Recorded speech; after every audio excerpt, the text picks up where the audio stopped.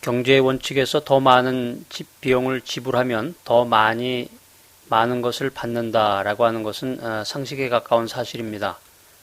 그런데 최근에 뉴욕타임스의 그 컬럼리스트가 컨퍼런스에 발표한 바를 종합해 보면 이러한 일반적인 그 경제 원리의 그 수요 법칙과는 달리 단순한 제품들이 더 잘 팔린다라고 합니다. 이것은 최근에 그 컴퓨터 소프트 개발 회사가 연구한 바와 그 동일한 결과가 나타나는데요.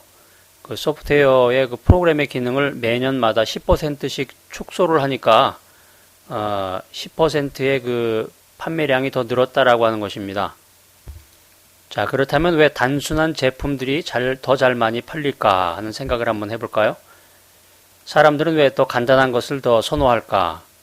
오늘날 우리 사회는 뛰어난 기술 진보와 수많은 정보로 인해서 풍요로운 삶을 누리고 있습니다. 그렇지만 이와 동시에 사람들은 끊임없는 선택의 순간에 놓이게 됐다라고 하는 것이죠. 그래서 불필요한 선택의 순간들을 줄여주는 단순화된 상품을 사람들이 선호하게 되었다라고 하는 것입니다.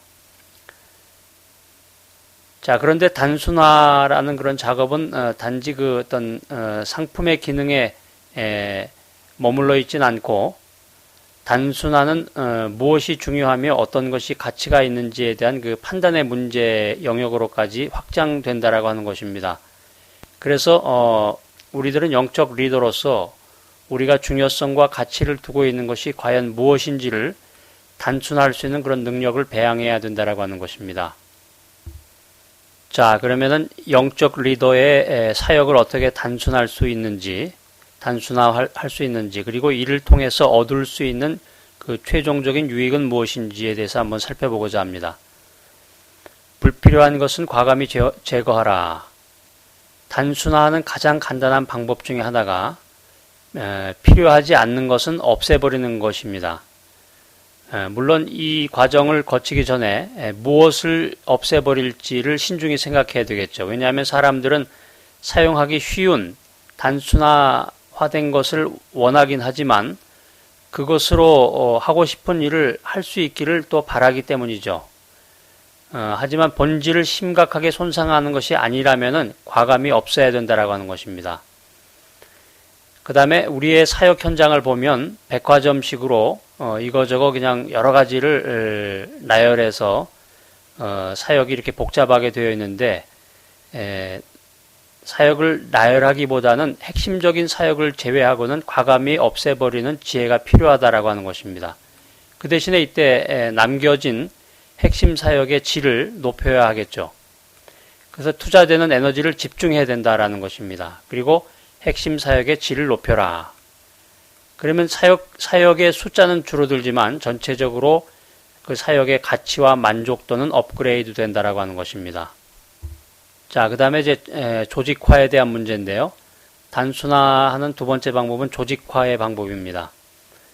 모든 조직이 조직화가 되어 있는데 여러분들이 사역하는 그 사역 현장에서의 그 조직도를 한번 살펴보시기 바랍니다. 그 조직도를 통해서 우리가 알 수 있는 것은 굉장히 복잡하다라고 하는 것이죠. 자, 그러면 왜 우리의 그 조직의 조직도가 복잡할까? 그것은 조직화에 있어서 우선순위가 정해지지 않았다라고 하는 것입니다. 파레토의 법칙에 따르면 어떤 집단이든지 80%는 우선순위가 비교적 낮은 거에 속하고 나머지 20%만이 최우선순위에 관심을 필요로 하는 것이라는 것입니다.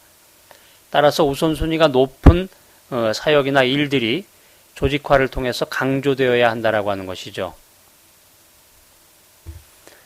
그래서 조직화 과정을 통해서 단순화 작업을 하기 위해서는 먼저 현재의 사역들을 다시 한번 재분류하고 또 이 그룹들을 다시 재통합하는 그런 일련의 과정을 거쳐야 되는데 마지막으로 가장 중요한 작업인 우선순위를 정해야 된다라고 하는 것입니다. 그래서 우리가 행하는 모든 사역이라든가 우리가 행하는 모든 일은 중요하지만 영적 리더의 삶은 모든 것이 다 중요하지만 이러한 조직화 과정을 통해서 우리의 사역을 단순화시켜야 된다라고 하는 것입니다. 자, 그 다음 세 번째로 생각해 볼 수 있는 것이 시간을 절약하라고 하는 것인데요. 시간을 절약한다라고 하는 것은 단순화에 있어서 매우 중요한 요소 중에 하나입니다. 그렇지만 여기서 유의할 점이 시간을 절약해라 라고 할 때 무조건 시간의 양을 줄이라는 말이 아닙니다. 덜 중요한 사역에 투자되는 시간을 줄이라는 말이죠. 그 대신에 더 중요한 사역에 투자할 줄 아는 그런 지혜를 가지라는 말이 되겠습니다. 자, 그런데 시간 절약에는 한계가 있습니다.